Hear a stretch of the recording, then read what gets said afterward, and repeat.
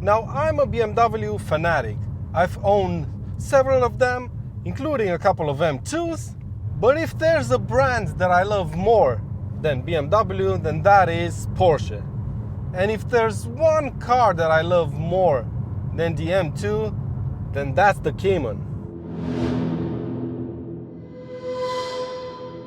Now, this is no ordinary Cayman. It's the 2020 Cayman GTS 4.0. And if at this point you're going, well, didn't they just release a 718 GTS like in 2018?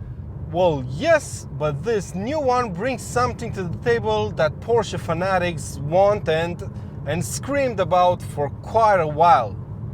A new engine. And yes, it's not a 4-cylinder.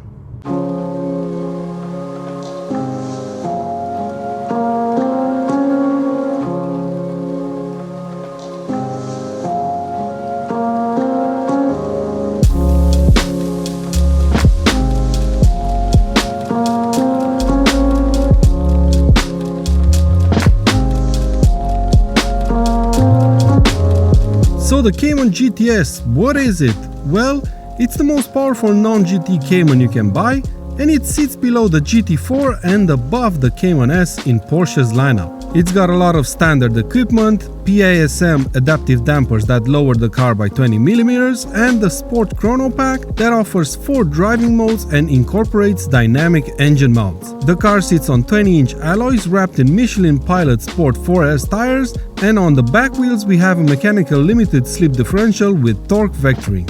Visually, there's little difference between this and an S. First you have these decals on the doors, and then the exhaust tips and diffuser are different, but that's kind of it.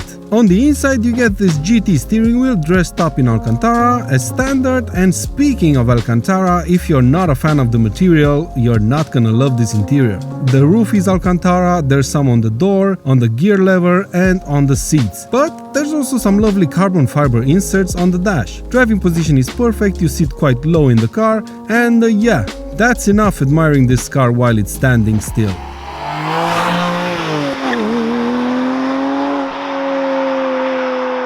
Before I tell you how this car drives, can we just stop for a second and just appreciate this car for what it represents? Right now you can walk into a Porsche dealership and you can buy a mid-engine sports car that's rear-wheel driven and has a manual transmission.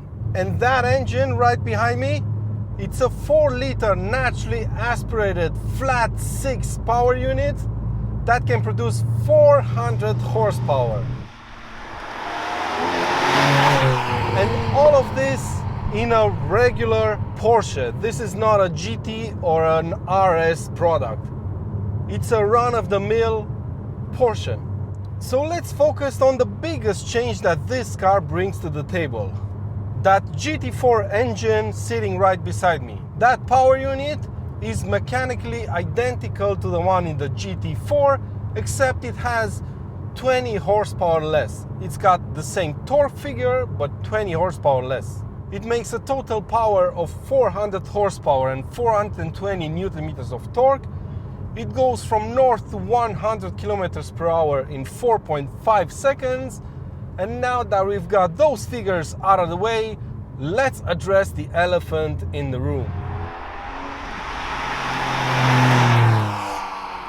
I really liked the other 718 versions I drove a few years back, but I always had one major issue with the engine powering those.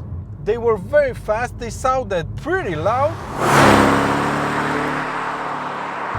but they lacked that typical Porsche scream near the red line. So has this engine fixed that issue? Well, how about you listen for yourselves?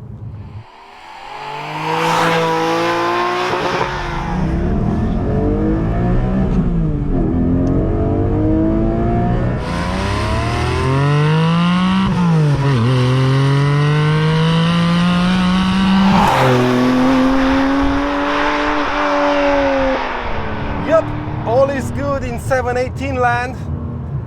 It's actually pretty damn perfect, to be honest. And all that screaming that you hear is done above 7,000 RPM because this car has a red line that starts at 7,800 RPM. And just listen to this!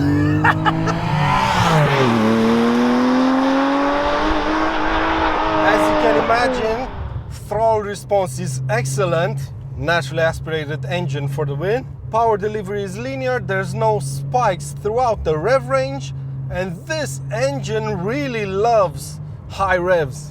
Above 5,000 RPMs is where it's at its best. And that's really an issue because of the manual transmission.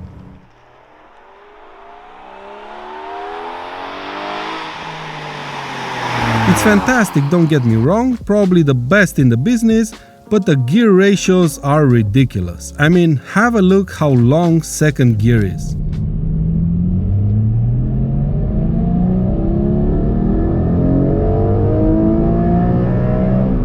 Yep, you can actually go from 20 km per hour to 120 in second gear alone. And because this fantastic engine likes high revs, you won't really be able to take advantage of that, at least on public B-roads. That's the only and really the biggest drawback this car has, its gear ratios. And I hate to say it, but Porsche just unveiled a way to solve this issue just a couple of days ago.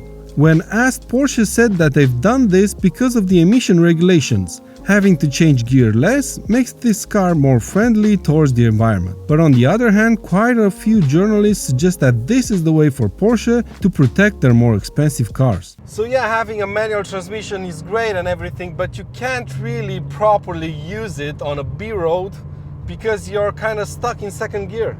But that's all the complaining I'm gonna do about the gearbox because the shifts are perfect, the transmission has a lovely mechanical feel to it, the clutch is perfectly weighted, and it's just a joy to use.